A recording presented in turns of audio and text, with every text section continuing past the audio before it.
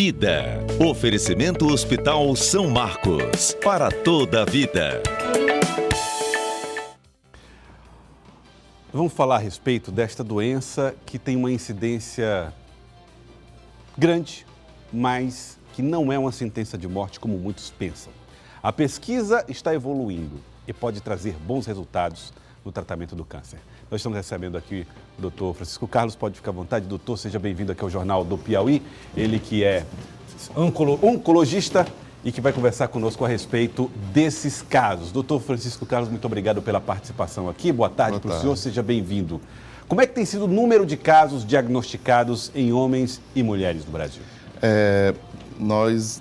O INCA, que é o Instituto Nacional do Câncer, ele faz uma estimativa a cada ano.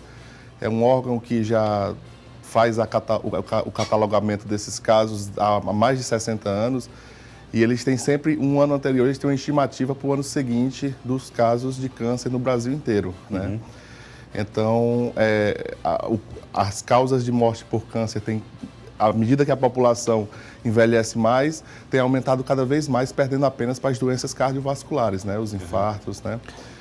E a estimativa para o ano de 2018 de mais de 320 mil casos no Brasil inteiro, especificamente aqui no Piauí, mais de 3.500 novos casos, né? Nós temos aqui uns números do Piauí que mostram mais ou menos dão um desenho dessa história do câncer. Nos homens foram diagnosticados 2.410 novos casos, sendo de próstata 1.040 novos casos e pele não melanoma 950 novos casos. Esse número é considerado alto? Isso surpreende os especialistas, doutor? Sim. Se você plotar isso na população do Piauí, números absolutos que seriam... Piauí deve ter 3.500.000 habitantes. Se você plotar isso para a população, realmente mostra que a população piauiense tem vivido mais e tem aparecido mais casos de câncer, entendeu? Como é que se faz esse estudo? Que aqui, no caso, é uma estimativa, né? Casos que podem ser registrados até o final de 2018. Isso é baseado em que observações para se projetar quantos casos terão, mais ou menos?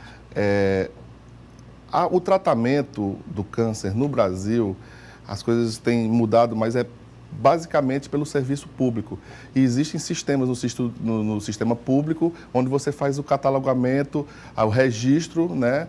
E isso tudo vai para uma base de dados que é usada ano após ano para ter uma estimativa em relação a isso. Tá certo. No caso das mulheres, nós vamos ver aqui as estimativas. As mulheres, todas as neoplasias, exceto pele não melanoma, 2.450 novos casos até o final de 2018. Casos de mama, 600 novos casos. E colo do útero, 430 novos casos.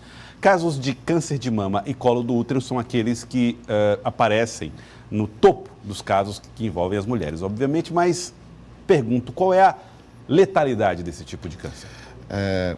O câncer, especificamente o câncer de mama, tem sofrido, através dos anos, um grande avanço nas pesquisas. Talvez seja um dos tipos de tumores que tem mais avanço, principalmente no tocante à quimioterapia, a drogas novas, terapias-alvos, que tem cada vez mais conseguido o índice de cura cada vez maior.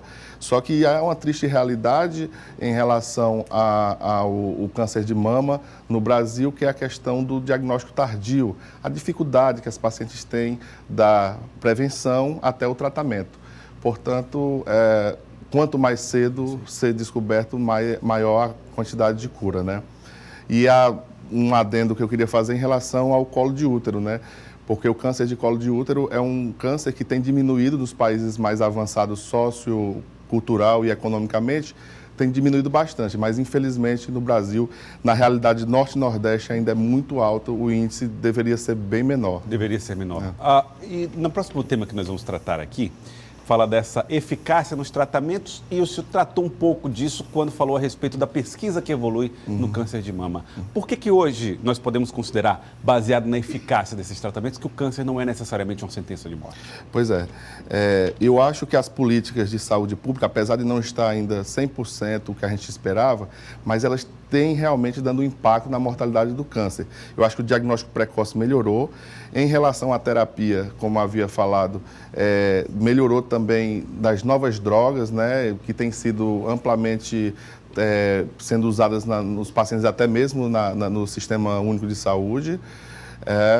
E em relação à eficácia do tratamento, a gente tem sempre que lembrar que a mama, para o câncer de mama, é um câncer que realmente é amplamente estudado e tem muitos avanços, mas tem que lembrar que cada tipo de câncer tem um comportamento biológico diferente um do outro.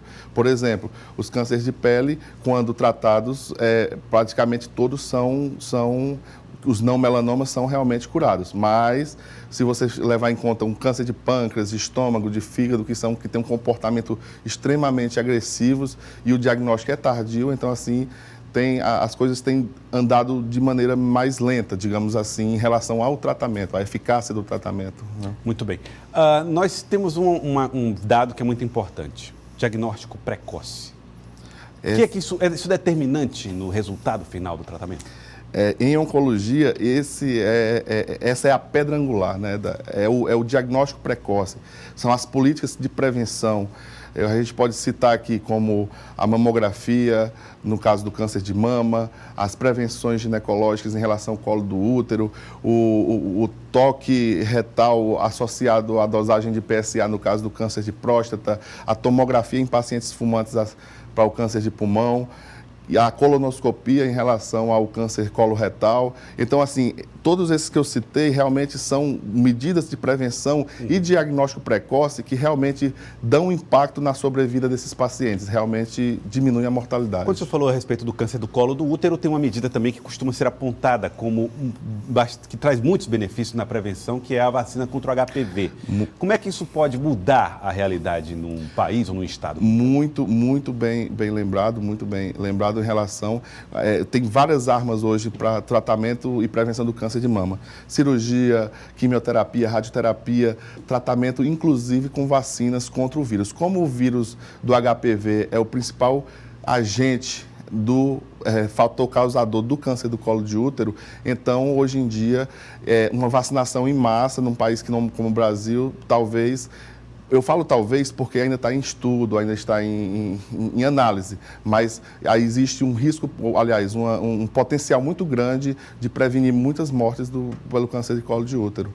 Tá certo. Doutor Francisco Carlos, queria agradecê-lo. Muito obrigado. Agradecer também ao Hospital São Marcos. Obrigado pela presença aqui no Jornal do Piauí. Doutor Francisco Carlos nos ajudando a entender mais a respeito do câncer.